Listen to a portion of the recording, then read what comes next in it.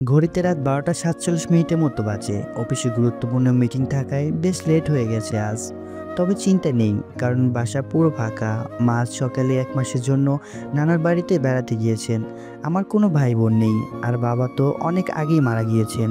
তাই বলতে গেলে জীবনে অনেকটা সময় একাই কেটেছে আমার। যাই হোক, মনে শান্তিতে নিজের টাকায় কেনা বাইকটা চালিয়ে নির্জন কোলাহল মুক্ত ফাঁকা রাস্তা দিয়ে বাসার দিকে যাচ্ছিলাম। কিন্তু যেই না আমি হাতের ঝিল ব্রিজের কাছে যাব, অমনি কোথা থেকে হঠাৎ করে একটা মেয়ে আমার বাইকের সামনে এসে দাঁড়িয়ে পড়ে।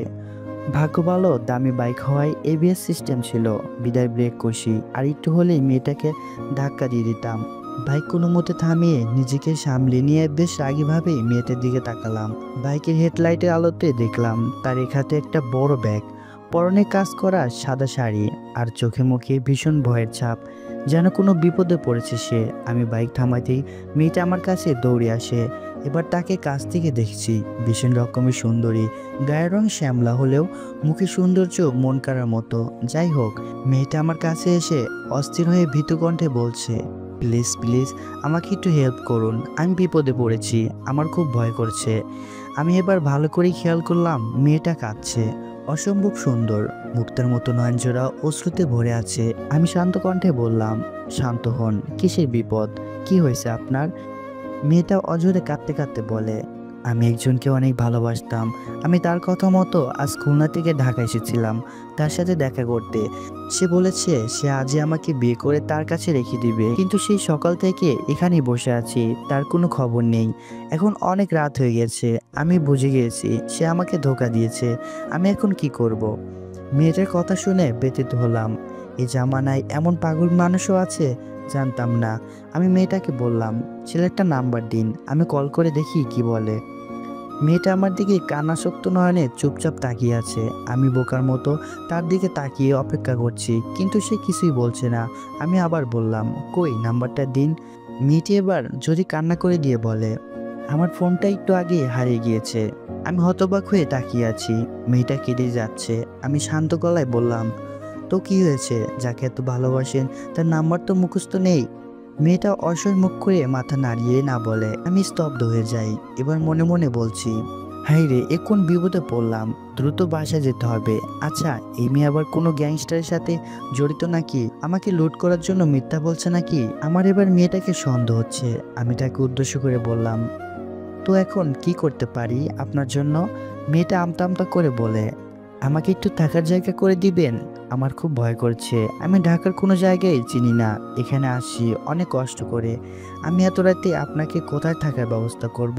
এটা ঢাকার শহর, বলেই এত সহজে সবকিছু হয় না। মেয়েটার মুখটা কালো হয়ে যায়, যেন আশা হারিয়ে ফেলেছে সে। সে আশেপাশে তাকিয়ে মাথা নিচু করে আস্তে করে বলে, যদি একটু দয়া করে আপনার বাসার জায়গা দিতেন আমাকে। এত রাতে এখানে থাকলে আমার বড় কোনো বিপদ হয়ে যাবে। আমি এবার বুঝে ফেলি এই মেয়ের ভিতরে ঝামেলা আছে। নিশ্চয়ই নিশ্চয়ই কোনো ধান্দা করার ফন্দি পেতেছে। আমি বাইক স্টার্ট দিয়ে বলি, এসব ধান্দাবাজি আমার সাথে চলবে না। আপনাকে চিনি না, জানি না, আপনাকে সোজা বাসা নিয়ে যাব, তারপর আমাকে মেরে আমার টাকা পয়সা সব নিয়ে পালিয়ে যাবেন। বাহ, ভালোই বুদ্ধি বানিয়েছেন, কিন্তু সরি, কাজ হলো না। আপনাকে আমি কোনো প্রকার সাহায্য করতে পারছি না। আমি গেলাম। দেখলাম মেয়েটা আশ্চর্য হয়ে মলিন মুখে আমার থেকে সরে দাঁড়ায়, যেন সে এসব কথা বিশ্বাস করতে পারছে না। আমি তার দিকে আর খেয়াল না দিয়ে বাইক টান দিলাম। লুকিং গ্লাসে দেখি মেয়েটা আইল্যান্ডের উপর বসে ব্যাগটা জড়িয়ে ধরে আবার কাঁদতে শুরু করলো। এই দৃশ্য দেখে মনে একটা কামড় দিল। ভাবলাম, আমি কি ভুল বুঝলাম মেয়েটাকে? আমি বাইকটা একটু সামনে নিয়ে আবার স্টার্ট অফ করে চুপচাপ আড়ালে দাঁড়িয়ে লুকিং গ্লাসে মেয়েটা কি করে তা দেখার চেষ্টা করলাম। দেখলাম সে বসে বসে শুধু কেঁদে যাচ্ছে।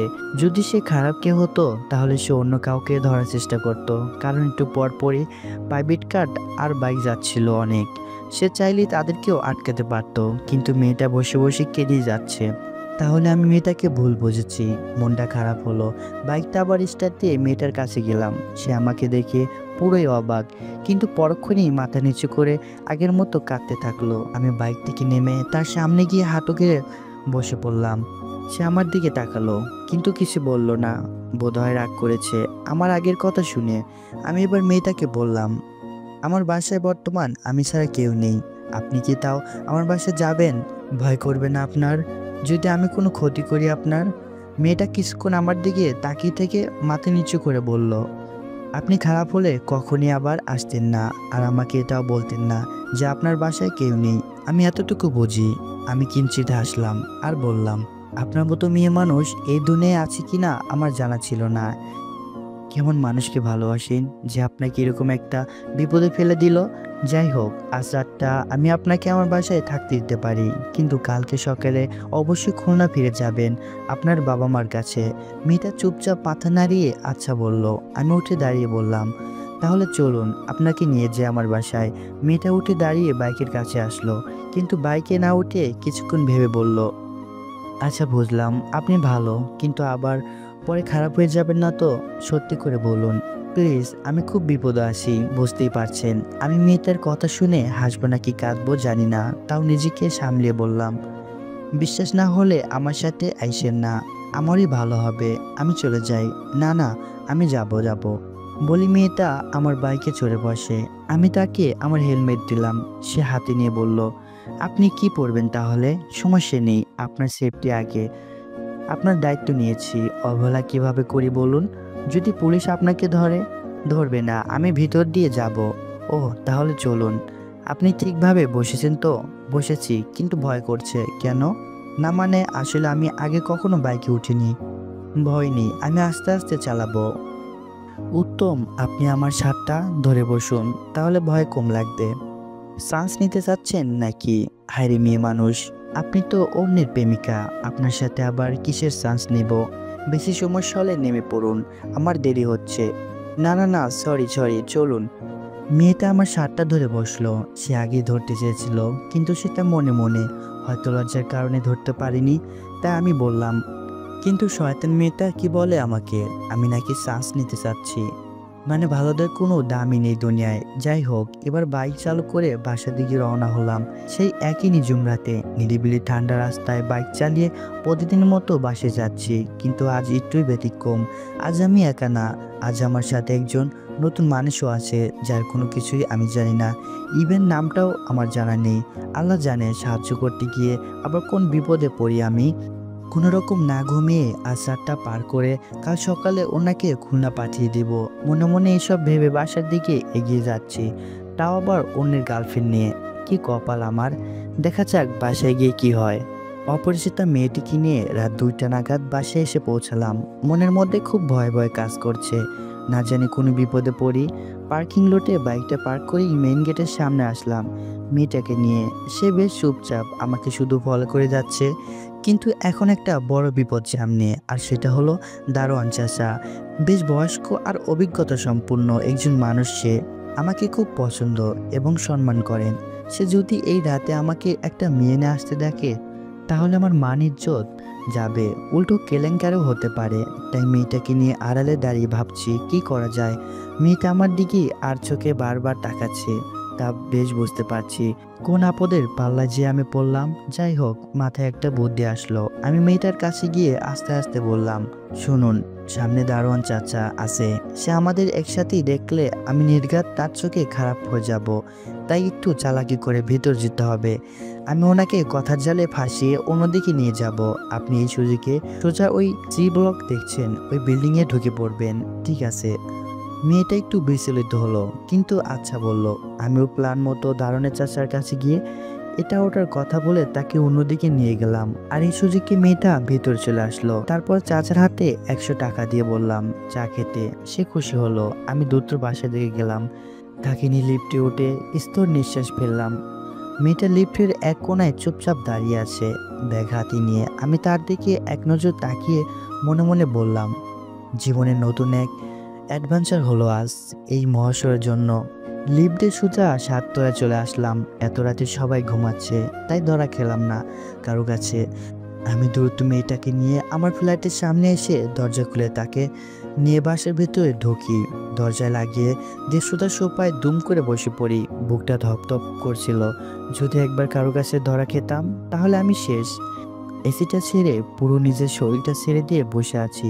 বাসায় যে আরেকজন আছে তার জন্য ভুলে গিয়েছিলাম কিছু মুহূর্তের জন্য, কারণ অনেক ক্লান্তি আমি। মেয়েটা আমার অবস্থা দেখে হালকা কাশি দিল।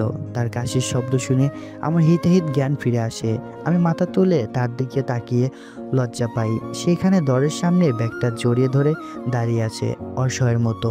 আমি তো পুরোই অবাক। আমি উঠে দাঁড়িয়ে বললাম, এ কি আপনি ওখানে দাঁড়িয়ে আছেন কেন? এখানে সোফায় এসে বসুন, আপনাকে পানি দিচ্ছি, বসুন। মেয়েটা আস্তে আস্তে ভয়ে ভয়ে ভিতরে এসে সোফায় বসে। আমি ফ্রিজ থেকে তাকে এক গ্লাস জুস এনে দিলাম, কারণ তার মুখ খুব শুকনা লাগছিল, বোধহয় সারাদিনে না খাওয়া। সে জুস দেখে একটু অবাক হলো। হাবভাব দেখে মনে হলো আমাকে সন্দেহ করেছে যে জুসে কিছু মিক্স করছে কিনা। আমি তার সামনে জুসটা রেখে বললাম, আপনার যদি বিশ্বাস না হয় আমি খেয়ে দেখতে পারি। আর শুনুন, আমি ভালো ছেলে, আমার মধ্যে খারাপ কিছু নেই। থাকলে আপনাকে সাহায্য করতাম না। আপনি যদি বেশি সন্দেহ হয় তাহলে না খেলেও হবে। না না, খাচ্ছি আমি। মেয়েটা এবার জুসের গ্লাসটা নিয়ে চুপচাপ পুরোটা এক ঢোকে খেয়ে নিল। বুঝলাম তার ভালোই লেগেছে। তার মায়াবী মুখখানা এখন অনেকটা উজ্জ্বল হয়েছে। বোধহয় বোধহয় অনেক তৃষ্ণা ছিল। আমি বললাম, আরেক গ্লাস দিব? না না ধন্যবাদ, আপনি সত্যিই অনেক ভালো। খুব তৃষ্ণা পেয়েছিল কাঁদতে কাঁদতে।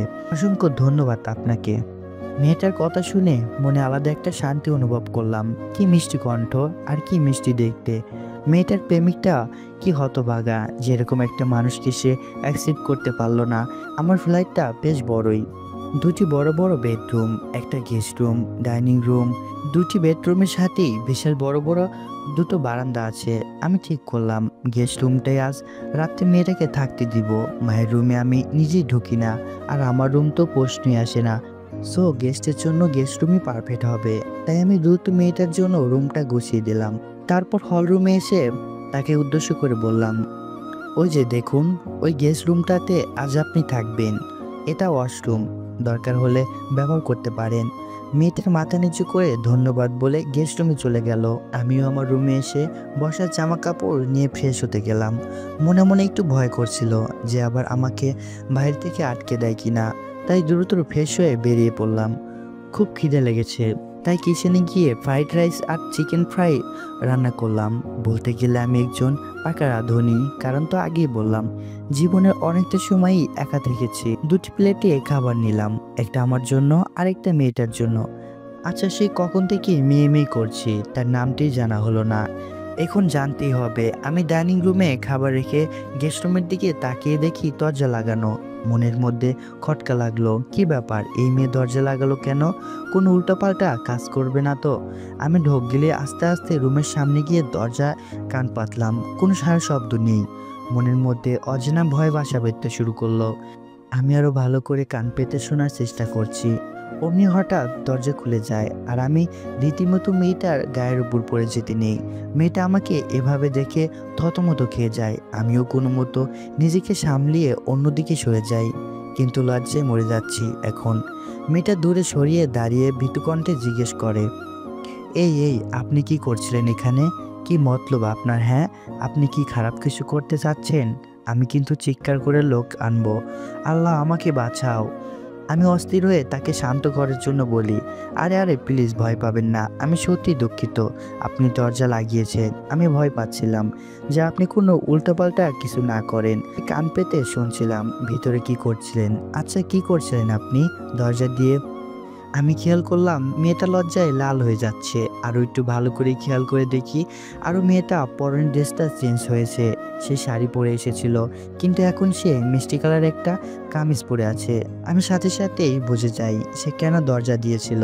আমি আর কোনো কিছু না ভেবে তাকে বলি, sorry, I am extremely sorry, আমি বুঝতে পারিনি, সরি। প্লিজ আপনি আমাকে খারাপ ভাববেন না। আসলে মেয়ে মানুষের সাথে অতটা বসা নেই, তাই বুঝতে পারিনি আমি, সরি। আচ্ছা আচ্ছা ঠিক আছে, আপনি প্লিজ খেতে বসুন, আমারও খুব খিদে পেয়েছে। মেয়েটা আমার সাথে খেতে আসে। আমি মনে মনে লজ্জা শেষ হয়ে যাচ্ছি। সিসি কি একটা কাজ করলাম, মানিজ্জত সব শেষ। আমি আর মেয়েটার দিকে তাকালাম না, লজ্জায় চুপচাপ দুজন খাচ্ছি। হঠাৎ মেয়েটি বলে উঠল, খাবারটা কে রান্না করেছে? আমি মাথা উঠিয়ে তার দিকে তাকিয়ে বললাম, যে আমি। কেন, ভালো লাগেনি? কি আপনি রান্না পারেন? তাও আবার এত মজা করে? হ্যাঁ, জি পারি, মা শিখিয়েছে, কিংবা বলতে পারেন জীবনের প্রয়োজনে শিখতে হয়েছে। আপনি রান্না পারেন? মেয়েটা অসহায় ভঙ্গি করে মাথা নাড়িয়ে না বলল, আমি না হেসে পারলাম না।